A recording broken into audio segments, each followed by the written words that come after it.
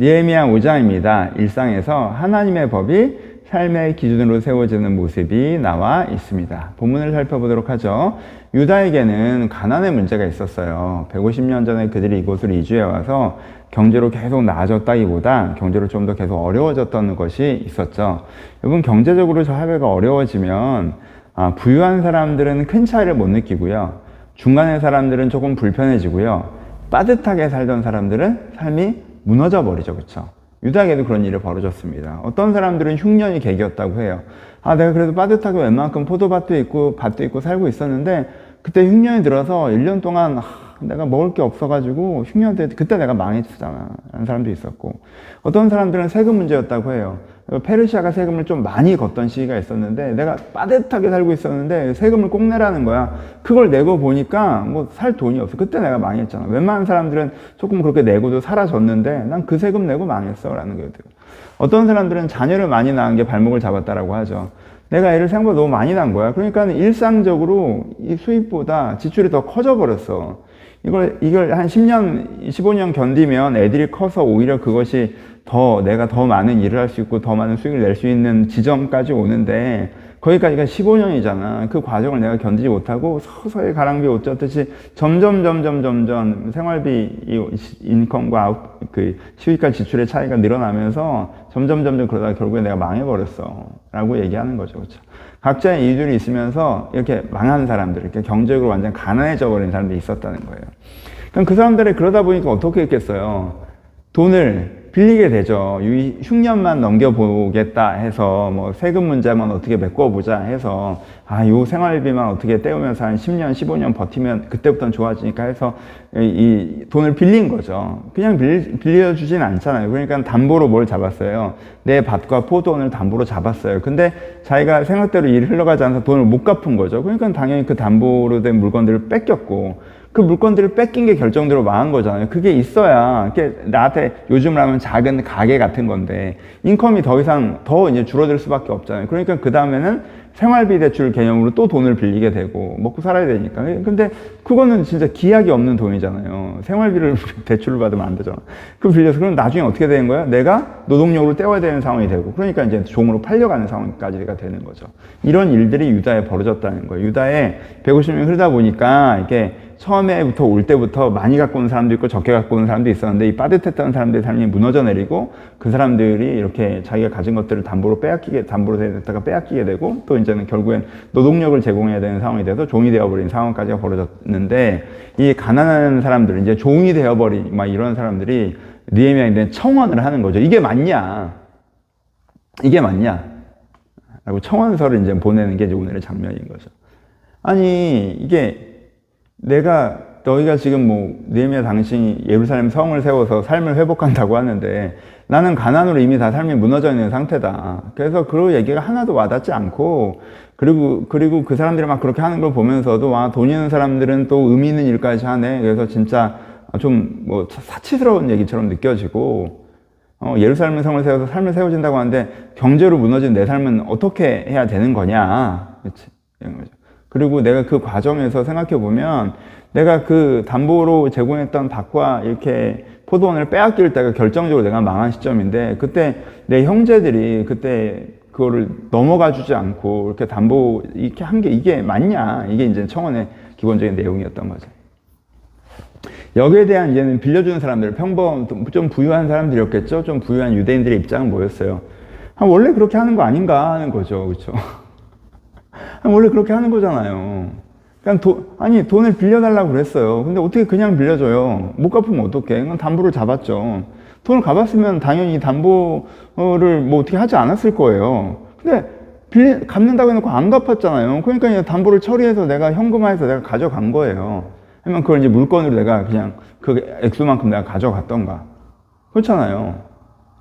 그렇게 한 걸 이게 왜 잘못이냐는 거죠. 원래 그렇게 하는 건데. 안 빌려갔으면 됐잖아요. 애초에 갚을 능력이 없어요. 안 빌려갔으면 되잖아. 그럼 내 돈은 떼먹어도 되는 돈인가요? 빌려간 다음에 미안 못 갚고 이러면 되는 건가요? 같은 유대인이니까. 그건 아니잖아요. 이자가 비쌌다고 하는데, 아니 이자라고 하는 게 시세가 있잖아요. 작년에는 재작년까지만 해도 2%였는데 5%가 되고 또 10%가 됐어요. 시세가 10%가 됐어. 시세가 10% 받으면 내가 도둑놈인 건 아니잖아요. 그렇죠?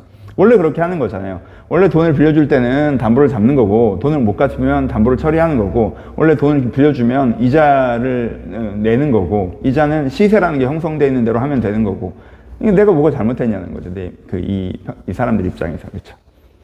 양쪽 입장이 있었어요. 근데 느헤미야의 총독 느헤미야는 여기서 어떤 판단을 하죠? 이 빌려준 사람들, 이자를 받고 담보물을 처리하는 사람들에서 엄청나게 열받아 하죠. 그렇죠? 느헤미야는 크게 노합니다. 그래서 어떻게 해요? 이 이슈로 대회를 열어요. 모두를 소집해가지고 그 사람들을 쳤다라고까지 표현하죠. 그냥 이건 진짜 잘못된 거야 라고 이제 책망하죠. 그렇죠? 꾸짖었다라고 표현을 합니다. 그리고 특별히 이자 받은 부분에 대해서 유다에서 이자 받는 일은 다시는 없어야 된다라고 이제 결정하는 장면까지 나와 있죠. 느헤미야가 이렇게 분노하는, 책망하는 이유가 무엇입니까? 기준이 뭐예요? 하나님의 말씀이죠. 그렇죠? 말씀을 기준으로 그렇게 하는 것입니다. 여러분 지금 예루살렘 성을 쌓고 있죠. 예루살렘 성을 쌓는 게 뭘 쌓는 거예요? 그냥 이 성벽이란 걸 쌓아서 우리가 여기를 경제 중심으로 만들고 여기 치안을 강화해서 우리 잘 먹고 잘 살자는 거예요? 아니죠. 성을 쌓는 건 도시를 세우는 거고, 도시를 세우는 건 하나님 나라를 세우는 거, 하나님 나라를 세우는 건 하나님의 기준이 통용되는 세상을 만들고 싶어서 하는 거예요. 그렇죠? 하나님의 기준이 통용되는 세상을 만들고 싶어서 지금 성을 쌓는 이 험한 일을 하고 있는데 막상 너희들이 하나님의 기준을 지키고 있지 않았다는 거냐, 하나님의 법을 신경 쓰지 않고 있었다는 거냐라고 하니까 느헤미야가 이제 너무너무 열받아하는 거죠. 이러면 성을 왜 쌓아? 이럴 거면, 이렇게 할 거면. 너희가 주님의 뜻대로 살지 않고 세상 사람들이랑 똑같이 살 거였으면 도대체 성은 왜 만드는 거고 성전은 왜 지은 거야? 이렇게 느헤미야가 되는 거죠. 하나님의 법, 하나님의 뜻, 하나님의 말씀은 명확했습니다. 뭐예요? 유다는 가족이에요. 유다는 민족 공동체이기 이전에 신앙 공동체예요. 하나님 안에서 모두가 하는 가족이란 말이에요. 여러분, 가족 중에 누가 경제적으로 어려워요. 그럼 어떻게 합니까? 나머지 가족들이 할 수 있는 한 그 사람을 서포트해서 그 사람이 다시 한번 재기할 수 있도록 돕죠. 그렇죠? 이게 가족이 다른 가족이 경제 어려움을 당했을 때 대하는 자세란 말이에요. 그러니까 기금을 형성해 가지고 이 사람들이 흉년이 들어서 1년 동안 먹고 살기 없다고 하면요, 거기에서 1년 동안 생활지원금을 주고 다시 그 흉년 그 다음 해에 먹고 살게 되면 이 사람이 또 어느 정도 반환을 하고 뭐 이런 식으로 진행이 됐어야 된단 말이에요. 세금을 내는 동안 너무 빠듯해서 그 세금 내느라 집이 망하게 생겼으면 세금은 좀 이렇게 지원금에서 내주고 이 사람들이 자기 생활을 할 수 있도록 해줘야 되는 거란 말이에요. 애들이 너무 많아서 문제라고 하면 생활비 지원을 10년, 15년 동안 해주고, 애들이 크면 옛날에는 노동력이 엄청난 경제가치였기 때문에 애들이 크면 또 그 집이 더 부유해질 거니까 그러면 또 이렇게 할 수가 있고, 이런 식으로 운용을 하는 게 당연했다면, 그게 유다의 경제여야 되는 게 하나님의 말씀이고 상식이었어요. 율법에 다 나와 있는 얘기고, 그렇죠? 11조를 써서 고아와 가부나 이렇게 먹고 살기 어려운 사람들 다 지원해야 되는 거였고, 이 사람이 무슨 큰 잘못을 해서 경제적으로 어려워졌더라 할지라도 7년 동안 근신한 마음으로 종살이를 하지만 아예 종이 된 일은 없어야 되고, 이게 다 있는 겁니다, 율법에. 그렇죠?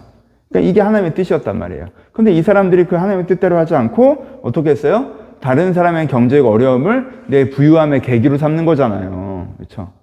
서양 사람들 다 그래요가 아니에요. 이게 이자를 높게 해서 이걸 취하는 건 다른 사람의 경제적인 어려움을 내 부유함의 계기로 삼는 거란 말이에요. 이게 사업하는 사람한테 돈 빌려주는 거랑 부유한 사람한테 돈 빌려주는 거랑 느낌이 다른 거예요. 이 돈 빌려주고 이자 받는 느낌은. 어려운 사람한테 돈 빌려주고 이자를 받는 거. 그렇죠? 이렇게 한 거니까 너무너무 잘못한 거라는 거지. 느헤미야가 이렇게 분노할 만해요. 왜냐하면 유다가 왜 망했냐면요, 이것 때문에 망했다고도 할 수 있을 정도예요. 유다가 망할 때 시드기야 시대에 예레미야서에 보면 진짜 이 나라가 망하는 걸 하나님께서 확정적으로 하시는 이유 중에 하나가 유대인이 유대인을 종을 삼는 거였거든요. 그렇죠? 완전 경제 논리로 하는 그런 거였단 말이에요. 그렇죠? 그래서 그러니까 이게 진짜 잘못된 일이죠. 여러분, 이게 좀만 생각해봐도 이게 말이 되는 겁니까? 150년 전에 이 사람들이 다 포로기한에서 온 거란 말이에요. 하나님의 공동체를 세워보겠다고. 그때 모두가 형제 자매였고 함께 성전을 세운 사람들이잖아요. 그 사람들의 자손들이 2세대를 가지 못해서 누가 누구네 집에 종이 됐다고 하면 이게 말이 됩니까? 그 할아버지 할머니들이 들으면 뒷목 잡고 쓰러질 얘기지, 그게. 아버지 어머니들이 들으면 뒷목 잡고 쓰러질 얘기지, 그게. 그렇지 않아요? 그러니까 이게 느헤미야가 하나님의 기준으로 바라보기 때문에, 너희들 어떻게 세상 사람들 다 그렇게 사니까 다들 그렇게 하는데요? 어떻게 그럴 수가 있어? 네가 하나님의 말씀을 기준으로 바라봐야지. 라고 그들을 책망하는 것입니다. 그렇죠? 여기서 멋있는 사람들은요, 이 책망 받는 사람들이에요. 그렇죠? 여러분, 느헤미야서의 주인공이 이 2세대 유대인들이라는 거 꼭 기억하셨으면 좋겠어요. 여러분, 이게 어떻게 생각하면요, 정말 투덜거릴 수 있어요. 약간 그렇지 않아요? 아마 진짜 끝도 없다 이런 생각 들 것 같지 않아요? 아니 그냥 웬만큼 살고 있었어요. 근데 어느 날 에스라가 오더니 니네 그렇게 살면 안 된대. 그래서 가족들이랑 생이별을 했어요. 그리고 그 현지인들이랑 갈등하기 시작했단 말이에요. 그러니까 경제로 조금 더 어려워졌어. 그 다음에 느헤미야가 오더니 니네들이 성을 안 쌓아서 그런 거다라고 해서 성을 쌓으래. 그래서 막 내가 헌신하고 해서 내 돈 들이고 몸이 부서져라 이러면서 막 성을 쌓았어. 그랬더니 이게 지역 갈등이 심해서 준전시 상황이 돼버렸어. 그래서 이렇게 되면 못하겠는데라고 했더니 느헤미야가 뭐라고 그래요? 야, 극복해야 된다. 극복해야 된다. 그래서 칼 차고 하래. 그래서 또 칼을 차고 막 그걸 했어. 근데 어느 날 다 모여보래. 그래서 막 이게 바쁘고 힘든데 왜 모이라고 이제 갔어. 그랬더니 내가 돈 빌려주고 담보 잡은 포도원 돈 안 갚길래 그거 내가 담보 잡은 거 내가 그거 현금화해서 가져갔다고 날 도둑놈 취급을 해. 막 뭐라고 하는 거야. 사람들 다 모아놓고는 막 엄청 책망. 아마 나 좀 전까지 지금 칼 차고 내가 공사하다가 왔는데, 그러니까 진짜 끝도 없다. 에스라 느헤미야 오고 나서 좋아진 게 하나도 없어. 가족이랑 생이별에 맨날 돈 없어져. 사람들이랑 갈등에 전쟁 나. 좋아진 게 하나도 없어. 이렇게 생각할 만하지 않아요? 네가 그렇게 가난한 사람들이 싫으면, 가난한 사람들 문제 안타까우면 네가 총독이니까 네가 복지대로 만들어 네가 하던가. 아니면 네 말이 맞는 말이라고 해도 지금 그 얘기를 하는 게 맞냐? 이게 하루 이틀 있었던 문제도 아닌데. 성 좀 다 지어지고 그래서 경제가 좀 돌아가고 우리도 좀 여유가 있을 때 좋은 말로 얘기하면 우리가 그걸 안 하겠냐. 지금 내가 지금 칼 차고 내가 날 불러서 이렇게 하는 게 이런 생각이 안 들 것 같아요. 나는 그럴 것 같아. 이 부분이 제일 내가 감정이 그래서 이 사람 대단한 사람들이에요. 이 사람들 대단한 사람.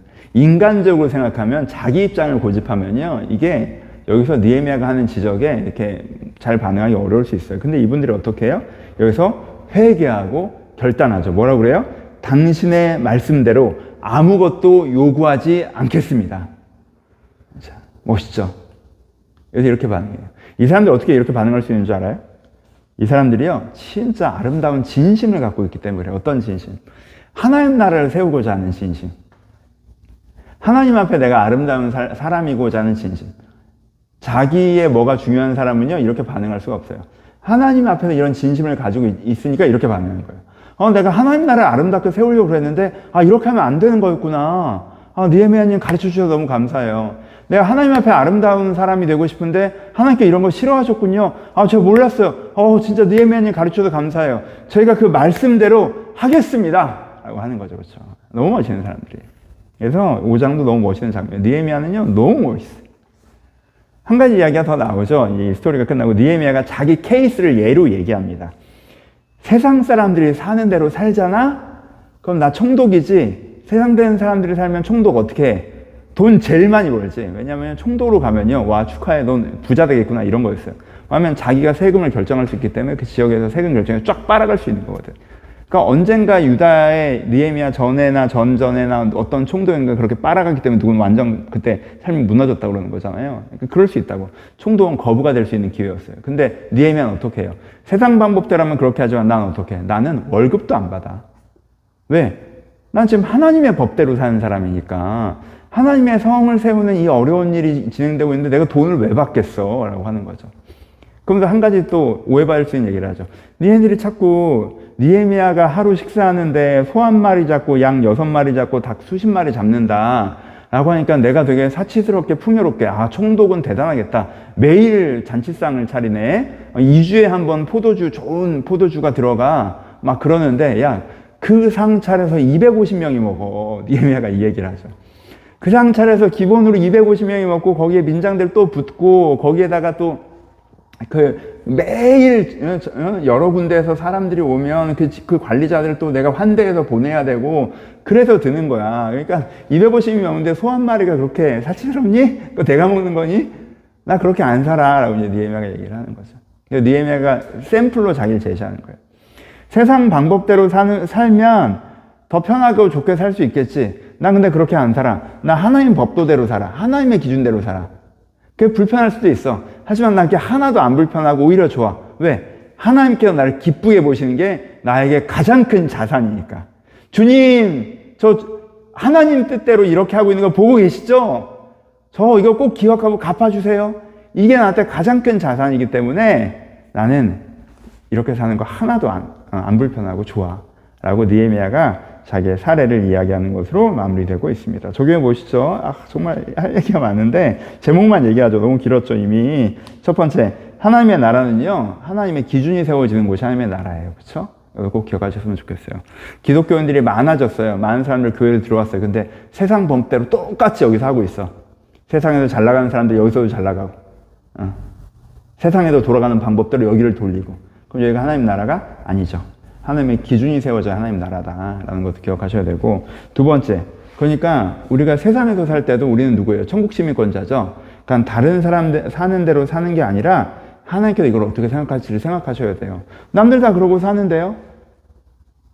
그게 무슨 상관이야? 난 하나님을 믿는데 남들 사는 게 뭔 상관이야? 남들 다 그러고 사는데 이렇게 하지 마시고 하나님이 보시기에 이게 어떤가? 하나님 보시기에 이게 바른 행동인가? 바른 기준인가? 이 세상 기준을 그대로 따라갈 것이 아니라 하나님이라는 기준으로 하나님의 기준을 한번 필터링 하셔야 됩니다. 이것만 해도 진짜 설교를, 그쵸? 세 번째, 특히 오늘은 뭘 강조해요? 내가 돈 버는 방법에 대해서 얘기하고 있죠. 그쵸? 여러분들이 돈을 버는 방법과 돈을 쓰는 방법을 하나님의 기준으로 돌아보셔야 돼요. 이 사람을 캐릭터화하면 어때요? 이것도 긴 얘기지만 교회 일은 너무나도 열심히 하고 하나님 나라의 사역은 진짜 헌신되게 하는데 돈 버는 방법은 잘못되어 있죠. 지금 이 사람들이, 그쵸? 지금 그렇게 번 돈으로 건축 헌금하고 막 몸이 부서지느라 성벽을 쌓고 있고 칼을 차고 있지만 이 사람이 돈을 버는 방법은 잘못됐잖아요. 그렇죠? 그럼 이거는 아예 꽝이라는 거예요, 지금 느헤미야가. 그러니까 여러분들이 돈을 버는 방법과 돈을 쓰는 방법에서도 하나님의 기준들을 고민하셔야 돼요. 또 하나 제일 중요한 건 이 세대, 이 유대인들의 성장을 보셨으면 좋겠어요. 느헤미야 전체적으로가 주제인데 이거는. 이 사람들이 어때요? 순수하게 마음을 갖고 있었지만 세상이랑 되게 섞여 살고 있다가 에스라의 책망을 통해서 결단하고 회개하죠. 또 느헤미야를 통해서 헌신하죠. 헌신 가운데 어려움을 닥치니까 또 극복하죠. 그 중에 너희가 내 부족한 부분이 있다라고 또 지적받으니까 또 회개하고 결단하고 변화되려고 결단하고 또 회개하고 결단하죠. 그렇죠? 그러니까 이 사람들은요, 이 사람들의 특징이 뭐냐면요, 여러분 느헤미야 같은 지도자는 꽤 있었어요. 그렇잖아요. 뭐 예레미야도 그렇고 이사야도 그렇고 엘리야도 그렇고. 근데 사람들이 원래 안 들어 처먹었는데 이 사람들은 어때요? 들으면 회개하고 결단하고 헌신하고 극복하고 이렇게 말씀대로 성장해 나간다는 거죠. 그렇죠? 이런 태도를 배우셔야 돼요. 이 태도를. 우리가 잘못할 수 있어요. 문제가 있을 수 있어요. 근데 지적받는 거 싫어하지 마시고 내가 하나님께서 나한테 깨닫게 하실 때 내가 그것을 나한테 소화하고 이렇게 하면 이렇게 성장해 나가는 거를 오늘 모습에서 볼 수가 있습니다. 완성도에 대한 부분도 얘기할 수 있어요. 여러분, 이게 느헤미야 그걸 지적하는 게 전 대단하다고 생각하는데 이 사람들이 90% 잘하고 있는 사람들이잖아요. 90% 잘하고 있는 사람에게 10% 잘못한 거 얘기하는 거 쉽지 않거든요. 근데 느헤미야 그걸 하죠. 왜? 이 사람들이 더 기대하니까. 그리고 그 섞인 찌꺼기의 10%가 남이 90%를 망칠 수도 있으니까. 그래서 내 삶에서 전체적으로 잘하고 있으니까 이 정도 잘못은 뭐 됐지 뭐 라고 넘어가지 마시고 내가 정말 지금 정결해진 그런 부분들에 있어서도 완성도를 갖는 부분도 묵상해 보셨으면 좋겠습니다. 너무 좋아하는 부분이라서 너무 좀 길어졌죠? 너무 제목만 얘기하긴 했는데 여러분들이 묵상하시면서 깊게 누리셨으면 좋겠습니다. 감사합니다.